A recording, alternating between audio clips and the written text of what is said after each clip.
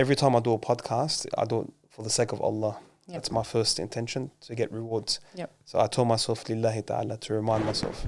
The first female podcast on the Chronicles of Faith. It's a pleasure to have you on, and thank you for coming and accepting the invitation. Thank you. It's a pleasure to be here. Absolutely. SubhanAllah, I've followed your journey through your social media, and it's befitting to have you as our first female on our series, episode number 15. Alhamdulillah. Alhamdulillah. And the first episode of 2025. Oh, alhamdulillah. Alhamdulillah. Inshallah, we start this year off with hope. Yes. And like hope for people to deal with things that they're dealing with in this life, the hardships. SubhanAllah. Yeah, you that's a key message. Starting the year with hope. Alhamdulillah. There always should be hope. That's right. And there's always hope. Yeah, always. No matter how tough life gets, there's actually always hope. Wallah. And it's mentioned in the Quran twice. I've mentioned it in the previous podcast. Allah said twice, فَإِنَّ مَعَ الْعُسْرِ يُسْرًا إِنَّ مَعَ الْعُسْرِ يُسْرًا. And I explained explained the meaning, said that with each hardship there's two eases. Alhamdulillah. And with one that's being patient with their hardship, not only are they rewarded, but their sins are erased by accepting the decree of Allah. Alhamdulillah. And when we are inflicted with hardship, we accept that this is the decree of Allah. It is the will of Allah, and by accepting it, inshallah, we will receive immense rewards in the hereafter. Allah. And that's our aim. Yes, definitely. I always tell everyone, the ultimate goal, what is it? It's to go to Jannah. Alhamdulillah, like what we've been through in our life, I know I have 3 there. MashaAllah. To raise your child, the ultimate goal is to go where? To heaven. To go to heaven. Alhamdulillah, I have 3 there already. That's right. And inshallah, ya Rab, I have my other 2. They will come with us. MashaAllah. Inshallah, that we will have spoken to many sheikhs, and they told me, each child takes 70. I don't know if it's true, Allahu A'lam, but each child that's passed will take 70 of their family or who they knew with them. Well, what we learn is that your child who passed away and your children, may Allah have mercy on their souls. I ask Allah to lighten their graves and to reunite us with them under the banner of Prophet Muhammad sallallahu alaihi wasallam. They may be the reason why that they will drag you with them to heaven. We are humans who are not perfect, and we sin. And the one who has a child who lost a child, that child may be the reason, regardless of the father or mother's sins. They will drag them with them and take them to heaven, which is our goal. Alhamdulillah. So, where are you from? Tell me about your upbringing. Well, I was raised in Bankstown. Bankstown, nice. So 21 years in Bankstown. Then we moved to Punchbowl. In Punchbowl, I had my first child, which was Aisha. And she had a rare condition. So when I got married when I was 21. MashaAllah. So I wasn't like too young or too old yet. Then along came Rabi. They were a year and 4 months apart. So subhanAllah, I didn't want to have another child, but Allah blessed me with Rabi because I wanted to focus on her. She needed a lot of help. She was born with a rare condition. It's called Niemann-Pick type C. And subhanAllah, she lived to about 4. And then one day, she passed away. Allah. And it was it wasn't expected. No. When you expect something, you get to say goodbye, you get to That's right. do what you do. But subhanAllah, it was within 5 minutes. And I was told that was my first heartbreak. And wahid Allah, if I didn't have a sheikh guiding me, I don't know what I would have done. So before she passed, he was helping me, give her things to help her, strengthen her. And it was working, subhanAllah. And I'd go to Drus Deen. But when she died, there was this pain that I had in my chest, and it's it wouldn't go. Couldn't breathe. So I rang him. I go, Sheikh, I can't breathe. He goes, keep my support on your hand. Hasbi Allah wa ni'mal wakil. And wahid Allah, I listened to him, and he told me to wake up at Fajr time and pray and do tasbih Quran for an hour and a half, and then wait 15 minutes and then pray Surah al-Duha, prayer of the Duha. And he goes, that will help you heal. And subhanAllah, I did that for about a year straight. Every day, wake up, because I had severe anxiety. First child that's died, you don't know what to expect. Wallah, it was the worst thing of my life. And subhanAllah, then I had Muhammad, then I had Omar. Omar, yeah. I watched today And the then- videos of Omar. Then we had Lu'ay. Alhamdulillah, like I was raising 4 boys. They were doing all well. I love kids. I've always loved kids. Like, give me 20 kids, I don't mind. MashaAllah. I had Allah, like, give me 50 kids, I don't mind. Then one day, subhanAllah, Hamoudi, we were at the beach, he was swimming, came out, he had a stroke. His whole right side stopped working. And then rushed him to the hospital. And subhanAllah, he had a brain tumor, which there was no signs of. 2 weeks and he passed. There was no treatment done or nothing because there was no time. How old was he? He was 9. MashaAllah. And subhanAllah, when he was passing, subhanAllah, Allah gave me strength. It was different than Aisha because I got to say goodbye. I mean, it's the last thing I told him. I kissed him. I said to him, Hamoudi, I love you. I said, if you need to go, because he always wanted to know his sister. He had this thing. He was getting counseling for it. Why didn't he know his sister Aisha? Allah. Like, I have to know her. I go, you don't need to know her. You weren't born to know her. And subhanAllah, before he passed, 6 months before, he seen her. Comes up to me, Mom, I see my sister. I'm like, what do you mean? You're seeing your sister? He goes, yeah, I spoke to her. I go, what did you speak about? He goes, I don't know. Can't remember. So anyway, I kissed him that night before he passed. And I said to him, if you need to be with her, Hamoudi, I love you. Said to him 3 times, I love you. I kissed him. And I walked out of the room. And then 2 minutes later, they came to me and they said, he's gone. And it's not easy. I feel I did not take it good like I took it with Omar. But I didn't feel that heartbreak. Compared to the sudden. Compared to Ayush, because it was already broken. No. So it can't be broken again. It's already broken. Alhamdulillah. Then we got the news of Omar, that there might be something wrong with your kids. They tested all of the kids, tested us. And then Omar had something called mismatch repair, which were prone to get cancer. So he was under surveillance. No. So after Hamoudi died, Omar got a brain tumor. He had a brain tumor after like 6 months. SubhanAllah. And I didn't opt for chemo. Oh. And I was like, Ya Rab, just, guide me. SubhanAllah, we took him to a naturopath and she's like, no chemo, we'll get rid of it. We'll do radiation, excuse me. And yeah, SubhanAllah, we did that and he never came back. He had, like, the brain tumor didn't affect him, nothing, it went with, like, radiation and her, like, medicine tonics. And then SubhanAllah, like 2 years were fine, alhamdulillah, everything was going well. And then he had non-Hodgkin's lymphoma. Allah. And that one was It's a tough condition. Yeah, subhanAllah. And they're like, it's if you want to get a cancer, it's the cancer you want to get. Not that. You want to get that. It's the easiest cancer to treat. Sitting there looking at the doctor, I'm thinking to myself, how do you even say that to a mum? Yeah. Sometimes they say things. Like, Henny, obviously they're just, I've told a lot of parents. They have, yeah. But yeah, so they started, chemo straight away. And Omar was a fighter. Like, whatever happened to him, subhanAllah, and if you watch his videos, he took it on. He's named after the companion Umar radiallahu anhu. Hate Allah, like, I'm not saying that because he's my son. But the things that he went through, I'd look at him and think, I don't even know how he's going through that. MashaAllah, hani'an lahu. Wallah, he gave me the resilience. Tallah fi innu, if he could go through that, like even today, sometimes I feel like I don't want to wake up out of bed. Nah, you're not tired. Get up. Nothing's wrong with you. Because I remember him. Like, I remember him and what he went through, all the surgeries he went through. Now you're not tired, you're getting up. Nothing's wrong with you. Like, I mentally talk to myself. Yeah, self-talk, yeah. SubhanAllah. And that helps me a lot. Like, to get through the day, seeing him fight and SubhanAllah, before he even died, like 2 days before he died, he wanted to train. MashaAllah. In the hospital, because we'd always trained together, I mean Omar. He wanted to have bigger glutes. Because he was so skinny. He sounds like Allah rahimahullah, that he had a very optimistic outlook on life. He did. He actually so even till the end. He loved his TikTok. Yeah. And this is why people might think, she always makes these TikTok videos.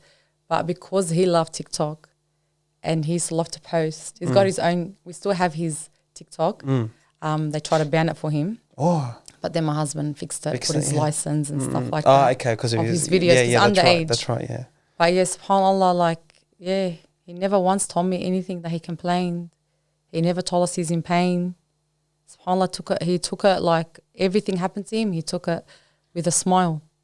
Like I remember him, he was in ICU. Like, ya Allah, like please just, he's fought this hard, just keep him going. Alhamdulillah, like he came out, I took his mask off, he was on a BiPAP machine. He was smiling. MashaAllah. And he's got all these operations, things on him. He's had his stomach, torn open, ripped open, his intestines were exploded. And he's smiling and he wants to talk to his father and his brothers.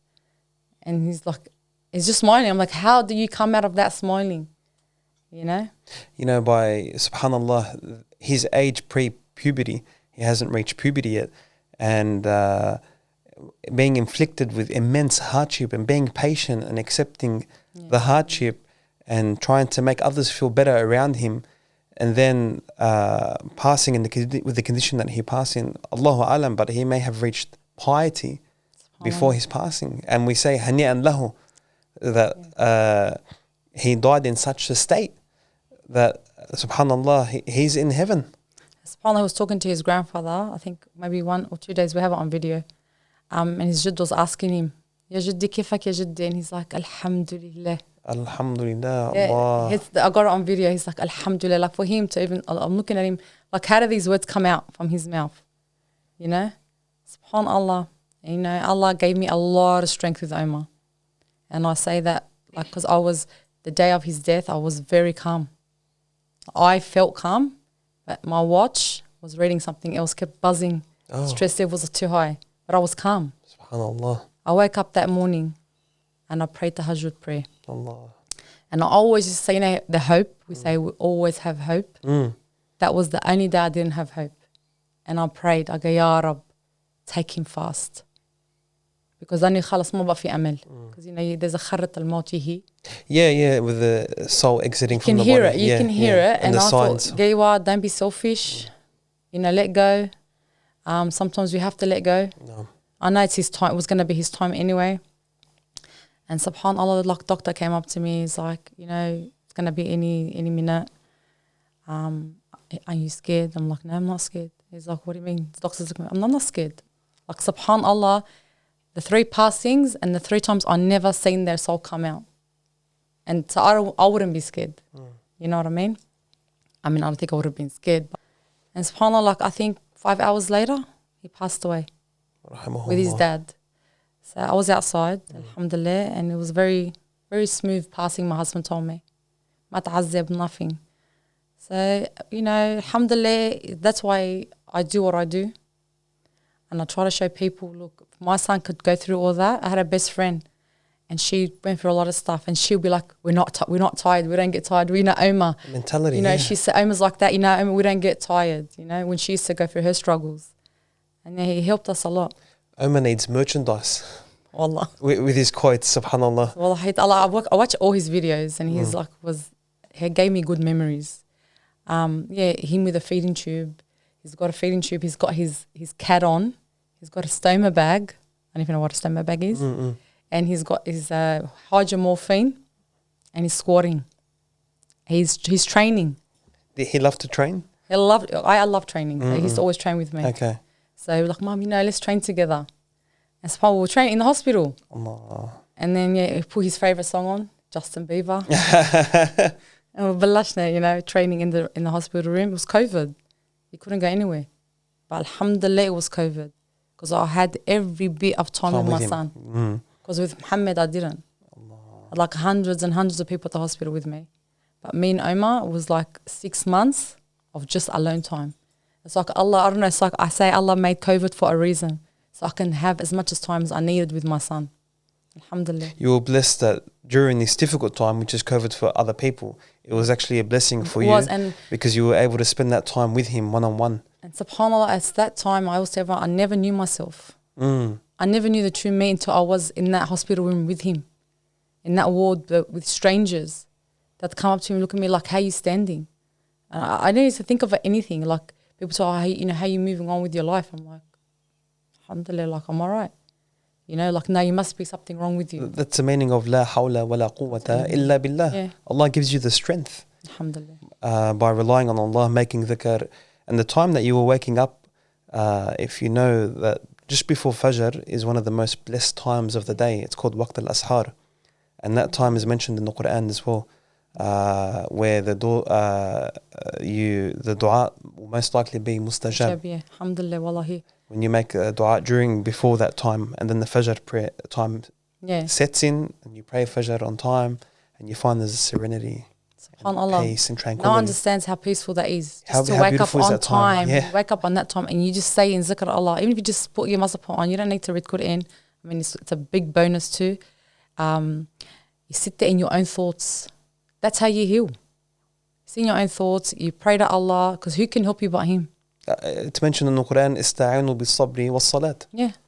SubhanAllah. By being patient and by making dhikr to Allah. Wallah, 100%. I say, if I don't have faith, what do you have? Like, I look at other people that are going through struggles and I feel sorry for them because ma'andun din.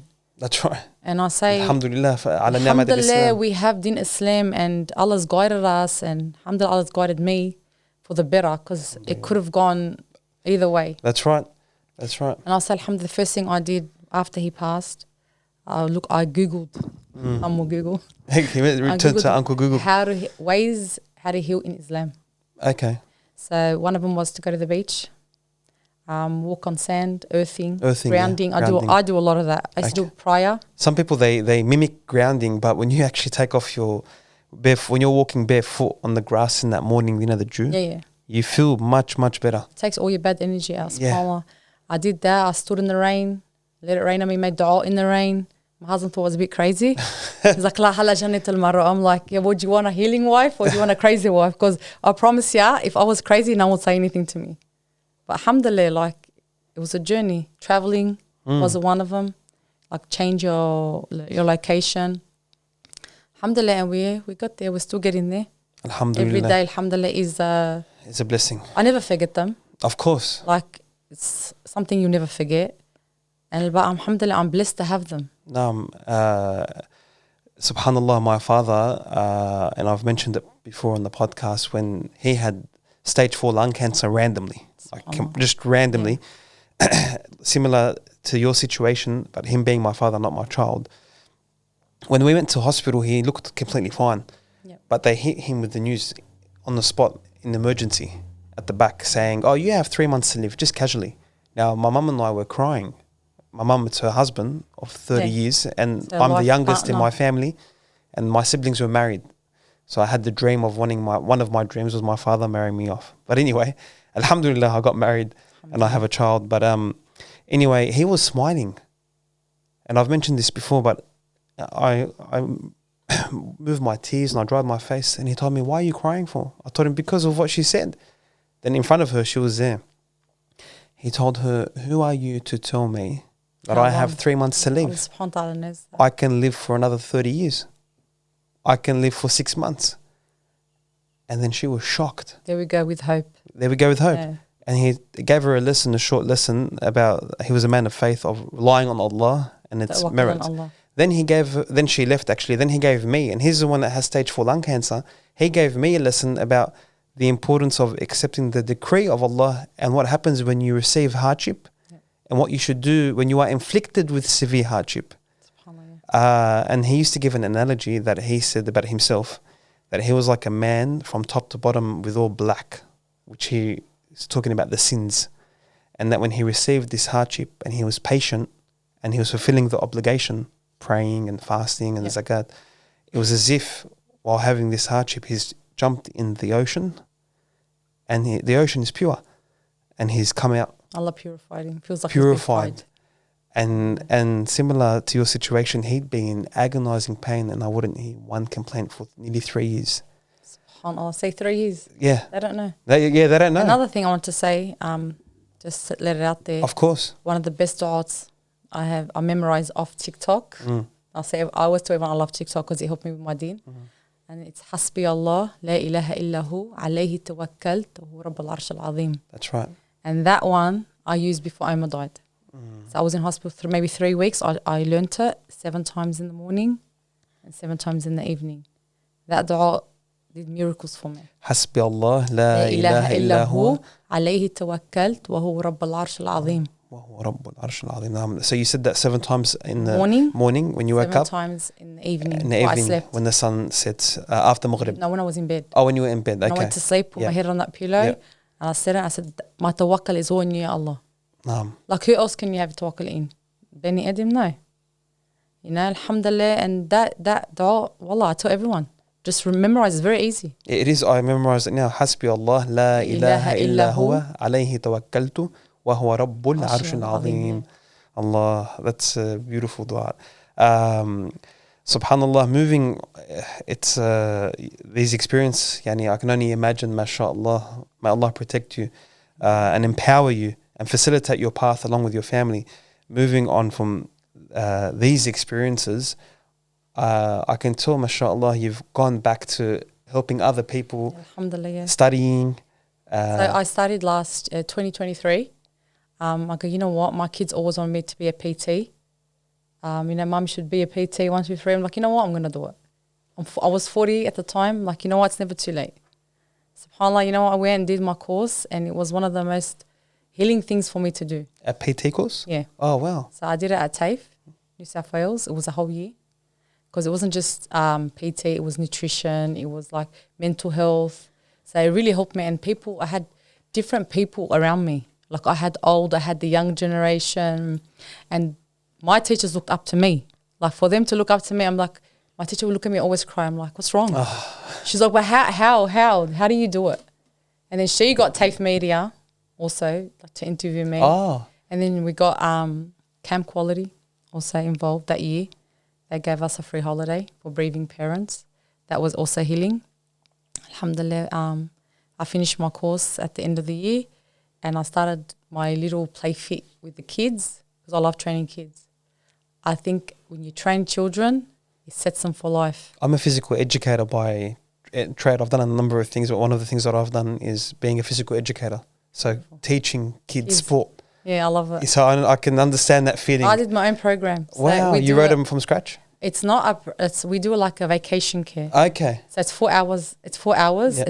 It's 3 days a week. Mm-hmm. This was last year. And they come, we do training first. Mm-hmm. We shake their sillies. Kids think they have sillies, shake them out. And then we train them. Then they do activities. They cook. Like we do a program for them, for me and my sister. She's also a PT. And yeah, we do it together. We're still doing it. I'm doing it now. What's a company called? It's not a company. It's just like, we call it Playfit. Playfit. Okay. I was trying to give it a plug. For anyone that has in the area of vacation. It's in Wali Park. Wali Park, yeah. Yeah, the Jam'at al-Minya. Oh, nice. That's I'm from Lebanon. Yeah. The Minya. And is it go back to the actual Jam'at al-Minya in Sydney? The Playfit? The organisation, or is it two separate things? No, two separate. We rent it off them. Oh, okay. You rent the hall. We rent the actual hall. Yeah. And that was done by my uncle many years ago. They built it. Oh, he was part of the crew that... He was the one that did it. MashaAllah. Khalil Hajj, I don't know if you remember him. Everyone knew him. That name sounds very, very familiar. He had the first ever mixed business in Australia. Wow. A Lebanese mixed business. My dad had the first one in the city. Oh, wow. SubhanAllah. The mixed business in the city. He used to import and export. Like all the, the food, the hummus. So he initiated the first Abu Salim. Because I still remember him with the slab. He was standing on that slab, and my dad's taken a photo of him. Wow. When they built it. And subhanAllah, we're working in it. And there we've got, alhamdulillah, the kids love it. It's a full circle. You know what, the kids, they're rewarding. Mm. Wallah, they're the healers also. You look at kids, they're innocent, their eyes are innocent. They give you the healing. So I said, they hang out with old people, hang out with little kids. Yeah, they're a joy, and they're very honest. They're innocent. And their feedback is very honest. Yeah, they don't lie. They don't lie. They say almost the best feedback you can get as a teacher and educator is from students, from kids. Yeah, subhanAllah. Yeah. Alhamdulillah. And how do you find that experience from transitioning to studying as a mature student? Look, I like doing one-on-ones also. Mm. It was a bit hard because, it was all fun and games. You're learning, I love studying because it got my brain working more. And I haven't studied since I left school. Yeah, so because I was having kids. Yeah, and then I was going through being a carer. But alhamdulillah, I love it. And then I got in contact with Community Care Kitchen. They spoke to me, and a couple of mothers do a Still Nest. I don't know if you've ever heard of the podcast Still Nest. Yes. Yeah, we were invited to, like, for the bereaved mothers to make a cake all together. And we just did another one. Not me, but they did it. It was for bereaved mothers. They invited me to do the Somatic workout for the ladies. Alhamdulillah, it was hard because you had a lot of women that have lost their children doing this training, and it's just everyone's just crying. So it's very emotional. So because I'm already like going through my emotions, I know it's hard to give it to somebody else if it's a group. Okay. But when it's one-on-one, it's so much easier. You know, this is something that comes to mind because you've experienced all your experiences, which were not easy by no means, and then you're helping others heal. Does it invoke those experiences within you? Like, No. how do you? I don't let that. You know, I know you can carry other people's pain. Yeah. No, I don't. That doesn't happen to me. Alhamdulillah. Block it off. I always tell Allah subhanahu wa ta'ala to help me and heal me. I do my afkar, alhamdulillah, and I think that helps. No. Because I know you can get bad energy from people. And the minute I sense anything, I just like sort of shut off myself now and go back to my grounding. And what about when you're in the room, like doing the healing, for example? One-on-one? One-on-one or in groups and people are crying in front of you. You still do, you do the same strategy? Same thing. I don't let it get to me because I've healed. Alhamdulillah, look, I'm still healing. Of course, it's a process. And I know you can get off people and, you know, it's very hard. But, you know, I learned to deal with it, especially if people have anxiety, how to cope to help them and stuff like that. A lot of people have it and it's very, very common. Anxiety is like a taboo. I don't think people use that word. They just throw out anxiety. That's I think right. we're just all anxious. We are. Everyone has anxiety. We're all anxious about something. And we just got to navigate how to pull that into. That's why I say train. That's why I tell everyone you have to train. Because when you train, you're getting your bad energy out. You're releasing your good hormones, you know, endorphins Dopamine and stuff. And, you know, and wallah, it helps your brain. SubhanAllah, like, no one understands the importance of just go for a walk. Go to the beach, watch the sunrise. Watch the sunrise. Watch the sunrise with me, boys. I've been telling them, my son has, but I've been telling them it's very important. I went through a phase after my father passed away, rahimahullah. I was training and I was doing all the right things and fulfilling the obligations, like prayer and fasting and whatnot. Yeah. And then I felt like I wanted to find ways to help me heal. And one of them was sunrise. SubhanAllah, it's I so would healing. drive to Bronte and just look at the facade. Bronte, you need to go to Cronulla. Go to Shelly Beach. Yes. Cronulla. Yes. And there's Maroubra. You need to write that down. Shelly Beach, Cronulla, Wahed Allah, it's the best sunrise you'll ever watch. And then you can go for a swim because there's a rock pool. That's exactly what I used to do. Wallah, we did Bronte, the rock pool. I wouldn't go to the beach. I'd watch the sunrise and then go for the swim. Yeah, because there's a rock pool at Bronte. Yeah, and you'd feel so much more refreshed. I took Omar, Rabi and Lu'ay after Hamoudi passed. Allah. We went and watched the sunrise. Because after Hamoudi passed, also I was doing a lot of healing. So alhamdulillah, it was like sort of Allah was preparing me for Omar. So with Hamoudi, I was also healing too, and I was helping myself. And Hamoudi was very hard because to this day I don't have closure. What happened? And I said, it's from Allah, because I know my son Hamoudi, he was not like Omar. The kid, they had no patience. Muhammad. He was swearing at the doctors. 2 weeks, 1 week he could say. How old was he again? He was 9. Like he was telling the doctors, oh, you just want to kill me. Your food's boring. He was different to Omar. He was a little Zalma with a husky voice, very deep voice. ما خلى كلمة عليهم. They starved him because they weren't putting him surgery. And subhanAllah, I remember him being a Zalma. That's what I remember Hamoudi being. And he couldn't handle pain, but it was a Zalma but couldn't handle pain, if that makes any sense. That's why Allah took him fast. I would say he would never handle what Omar handled. Yeah, لعله خير. You know, the most people who are inflicted... Why are you laughing, Ravi? the most people who are inflicted with hardship, regardless of our hardship, no matter how severe it is, even the people of Palestine, for example, one would look at their hardship. SubhanAllah. It's severe. Oh, SubhanAllah. That's another thing I got to tell you with Aisha.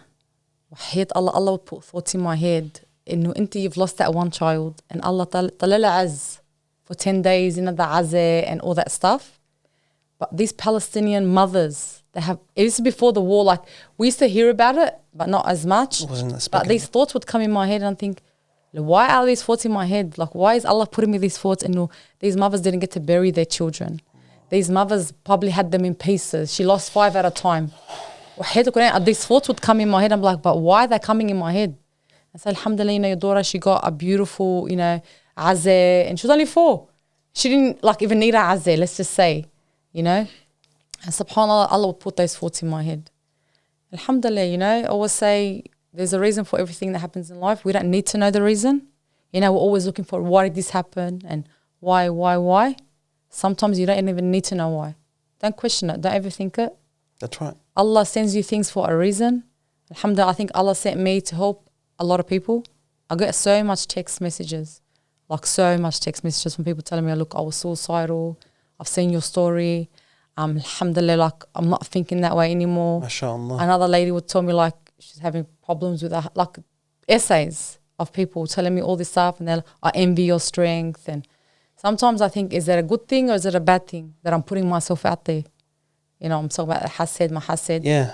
That's when I always have Allah protecting me. You say your adhkar in the morning and the night? Adhkar, and before I sleep, alhamdulillah, Allah's protecting me. That's why I don't overthink it. How many people, I can only imagine, the amount of people who watch your post and are inspired to actually change their thoughts from being a certain way to actually relying on Allah, turning to Allah, seeking refuge in Allah. Wallah, I get so much of those messages. And they say, you know what? I had an interview with a radio station guy, and he wasn't even Muslim. And he goes to me, you know what? If I had a fight with the devil, he goes, I'm taking you with me. He goes, because he would fight him off for me. And I was like, oh, okay. SubhanAllah, alhamdulillah. And as I was telling you earlier, the most people who are inflicted, or creations that are inflicted with hardship, are the prophets.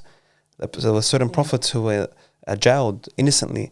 There were certain prophets. Prophet Yusuf had the object like a hammer, he get hit with it. Prophet Muhammad lost his kids. That's why I say, if the Prophet lost his children, the best creation. Who am I? Prophet Muhammad is the best creation in mankind's history. Yeah, subhanAllah. And he lost his kids, and he cried.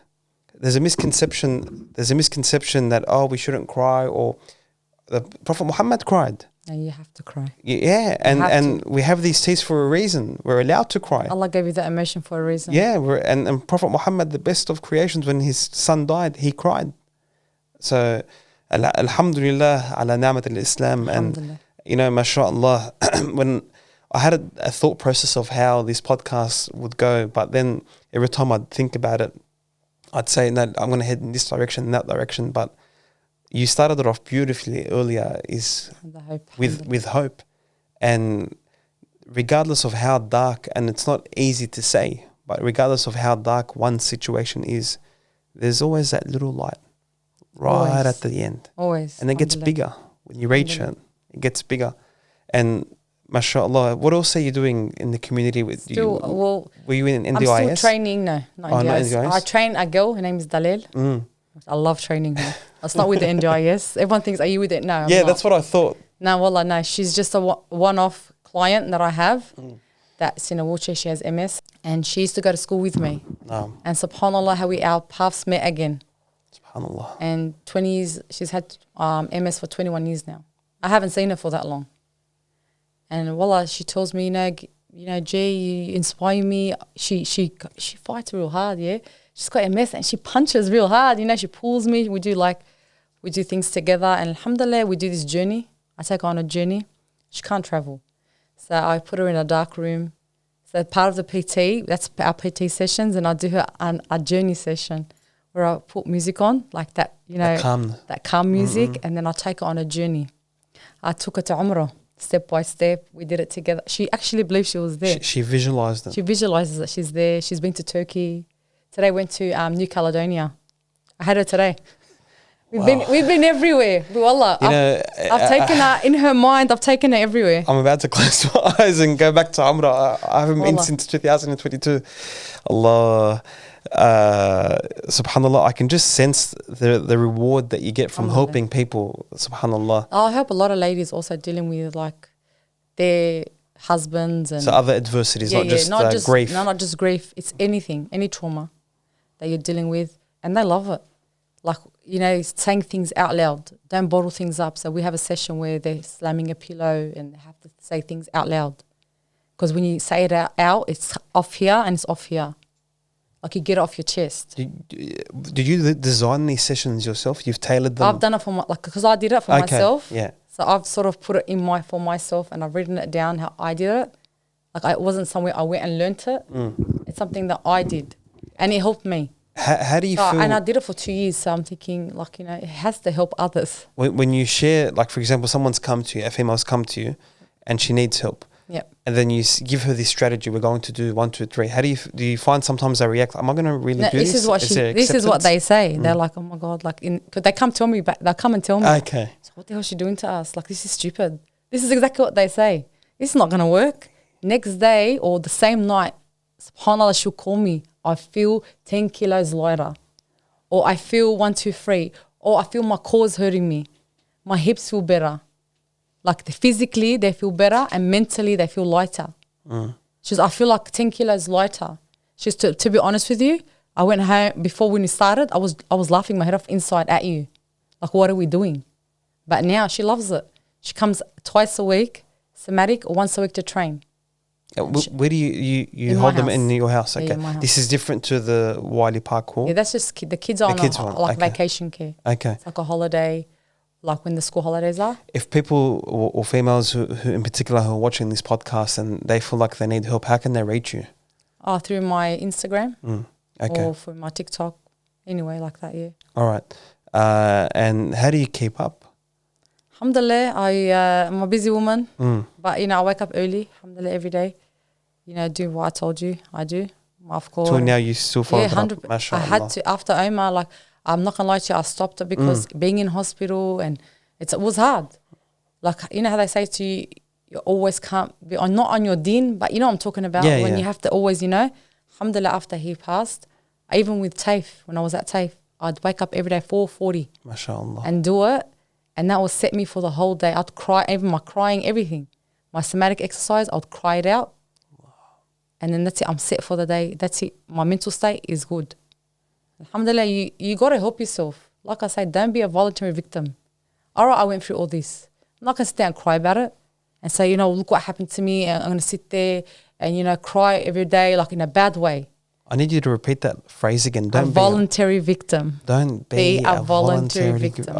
I've heard a lot of phrases in my life, but I've never heard that one. That's what and I love that phrase. You know why? Because I refuse to be one. I refuse to be a voluntary victim because a lot of people complain, not just about death. I'm talking about anything. But what are you doing to help yourself? They find it easier to just complain. What are you doing to help yourself? They get stuck in the rut. Yeah, like don't complain. There is action. Take action. And there's a lot of ways to help yourself. We have Google, for instance, now. Back in the days, our parents had nothing. And now we have AI. More than Google, we have AI. I haven't used that yet. So I don't know the go with AI. Literally, you just give me a workout plan and then it gives you and tailored to my needs, and you write your needs, and it gives you instantaneously. They actually scare me, those stuff. Look, it is scary. Because the database is stored somewhere. Actually, I'm not going to lie to you. I did it on Omar and how it would look like. And I posted it. Yeah, I seen the post. Yeah, I did. I did Omar and I did Hamoudi. Yeah. I didn't have much photos of Aisha. Yeah. Like, I've only got them, you know, the hard copies. So, yeah, I did use AI. I'm not going to lie. That was a bit scary. Yeah, the AI. But as you said, there are a lot of tools out there. Yeah. And on top of our religion, for example, physical activity, wellness activities. Even in our religion tells you have to look after your body. Of course. And you have to be physical. You have to do all that. Look at that back in, we say, the Prophet's days. What did they used to do? Horse riding. They used to learn archery. That's right. All that stuff. That was all physical. They were always walking. And that's probably why they had a better mental health. How were they able to conquer countries with just the tamra? Yeah, subhanAllah. They'd break their fast on the tamra. And everyone tells you the intimate fasting. Yeah, intimate fasting. So good our for prophets were doing it for many, many years. That's right. And in Islam, we've been fasting for many years. Subhanallah. There's, as we said earlier, with hardship comes ease. Subhanallah. Like, I want to tell you one thing. A lot of people tell me, and I've had a lot of ease. Wallahi, I can tell you, Allah has blessed me after Omar died with so much. Allah. We had a blessing from UK. From Launch Good. I don't know if you've ever heard of them. It's a company in the UK. I posted a video on TikTok of Omar. He was ringing the bell. don't know if you've seen that one. He just finished he didn't finish. They were sending him home. They told me he's going to pass, take him home. And subhanAllah, I told him, Omar, there's nothing wrong with you anymore. You're fine. We're going home. Everything's done. You're cured. So I posted that video and it went viral. It got like 57 million people watched it. And I had everyone writing, launch good, launch good. I'm like, who's launch good? So launch good. They were tagging them. Yeah, launch good messaged me on Instagram. And they said, Salaam alaikum, sister. A lot of people have reached out to us and they want to help you. I'm like, help me? What do you mean help me? I'm like, no, sorry, sister, I don't want your help. She goes, I'm so sorry, but in Deen Islam, you can't say no to the gift. To a gift. And like I did know that. But you know how sometimes of course, yeah. It's just like, you don't want any pity. I don't want anything from anyone. And subhanAllah, that time, where was I? I was at the holiday house that Camp Quality gave my family to breathe in. For me and my siblings and my mum. There was 20 of us, or more than 20. That was like 5 days given to us. Alhamdulillah, that's when the video went viral. And she said, sis, please just give me a video of Omar without music, and we want to share it. Overnight, they raised 16,000. MashaAllah. Our dream was to go to the Umrah. That's what I want to tell you. It was Wahid Layt al-Adr. I was praying to Allah subhanahu wa ta'ala to send me to his house. And I heard the Shaykh saying, if you keep saying Astaghfirullah Azim, Astaghfirullah all day, keep saying it, whatever you want, Allah will labbika. Any dua you make, Allah will give it to you. And that was my dua, Layt al-Adr. Ya Rab, send me to your house. That was, when was it? It was in April or maybe May. In Ramadan. In Ramadan was April 23. Not even a month later. Ended up being, they sent us money for Umrah. Dua كان Me mustajab. and my kids and my husband. The 4 of us. Oh, you all went to Umrah together? All went to Umrah. Even big men, MashaAllah. Yeah. MashaAllah. I went in 2022. Best healing experience. What was the feeling of seeing the Kaaba for the first time? I had my son Lu'ay. I'm trying to enjoy it, and I'm crying, and I'm like, what's wrong, Mum? What's wrong? I'm like, just leave me alone. I just want to enjoy it. Because we had a group with us, and subhanAllah, I love Medina the most. How was it visiting the Prophet, walking past? I prayed there, alhamdulillah. I got to pray. In the Rawdah? I had a lot of time to pray. MashaAllah. About at least 15 minutes, because you know how they kick you out. Yeah. And subhanAllah, like, I got to see everything. MashaAllah. Alhamdulillah, but wallah, Medina was so healing. It's Medina, when I went and I seen the green dome in the Prophet's mosque, and then when I went past the Prophet and made salam, I cannot describe that feeling. You can't, wallahi. And the Prophet mentioned, Man zarani wajabat lahu shafa'ati. And there's a smell. That's right, there's a beautiful smell. There's a smell, and I went and bought the perfume. Like, I don't know, it's the same smell. It's the Rawdah. I don't know, I know which one, yeah. You spray it in your house. Imagine the Prophet telling us, the one who visits him and gives his salam, Assalamu alaikum ya Rasulullah. On the day of judgment, he may be, he will provide intercession for him. Yes, subhanAllah. That was the best experience of our lives. Wahid Allah. I hope Especially one day when we can finished. all go Hajj together. That's the goal. That's a goal. That's the next my ultimate goal. I did Allah. I want to do Hajj. You know? Alhamdulillah, we got to do Umrah. Were you able to do Umrah on behalf of your kids? No, we didn't do it. Look, to be honest, I don't think they need it. Let's be honest. They don't need it because I think they were under the age. That's right. So Allah subhanahu wa ta'ala, they're already there. MashaAllah. You know? Alhamdulillah, they're already there. And I always see them in my dreams. Allah. And subhanAllah, when I was pregnant with Omar, I saw Prophet Idris. MashaAllah. On a horse. He had a staff and he had that shield. And I'm calling out to him. I don't know who he was. It fell in your heart that it's Prophet I'm not going to lie Idris. to you. I don't know who he was. Too many years later. And I'm calling out, Idris. Like, he's on a horse. He's wearing a grey robe. MashaAllah. And then I had Omar after that. And then I don't know who I was telling. I had a dream of someone called Idris. My cousin looks at me and goes, are you all right? He goes, that was the most noblest prophet. Prophet Idris. I don't even know who it was. I was young back then. Yeah. And I said, subhanAllah, like, I seen him in my dreams while being pregnant with Omar. MashaAllah. Omar, Rabbina Zalmeh. MashaAllah. Allah has blessed you. And I ask Allah to reunite us with all our loved ones. And before I end the podcast, I'd like to ask anyone watching the podcast to recite the Fatiha for your kids and for my father and for all the Muslims who have passed before us. Allah yarhamna, yarham Ummah Muhammad. Ameen. Before I let you go, this is such a heartfelt podcast to start the year. What was the term you used again, if you remember at the beginning? Hope. Hope. Always have hope. Always have hope. Wallah, always have hope. And there's always light at the end of the darkness. It's not going to be dark all the time. You actually have to believe there's always that light. And there always will be. You have to have that hope. And by that, I'll end the podcast. Alhamdulillah. Thank you for joining us on the Chronicles of Faith. Thank you.